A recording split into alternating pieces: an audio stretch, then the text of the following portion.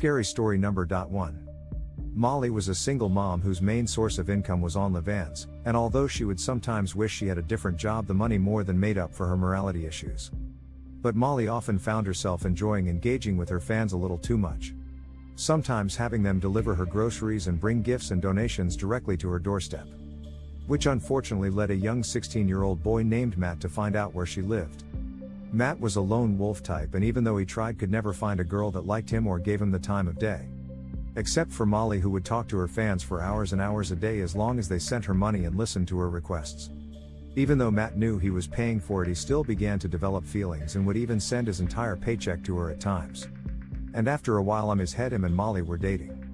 One night Molly decided to go live on Onlyfans with her new boyfriend and perform some sexual acts.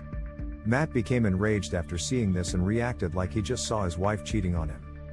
He decided the only way to get revenge would be to kill Molly's new boyfriend, and it would help show his love for her. Matt grabbed his pistol, hopped in the car and drove to Molly's house ready to go through with his plan.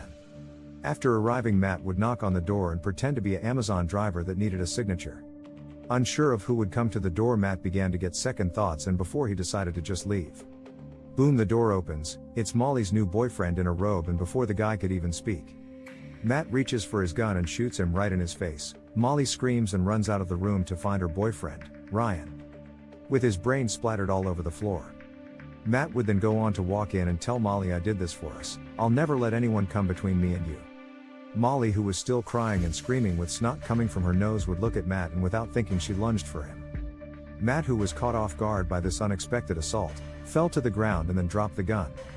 Molly then started to punch Matt repeatedly, and at first Matt would attempt to block his face and apologize, but after Molly said, "Move your hands, you deserve this," Matt thought to himself, "I did kill her boyfriend, so this is my punishment."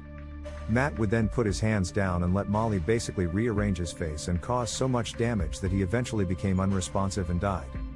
Molly, who was just now coming down off her adrenaline rush, noticed that Matt was no longer flinching and it looked like he wasn't breathing. After checking his pulse, Molly would look over at her boyfriend and think to herself, "There's no way I can explain this, they're going to send me to prison forever." And the fear of being in prison was so overwhelming that she decided to grab the gun and take her own life.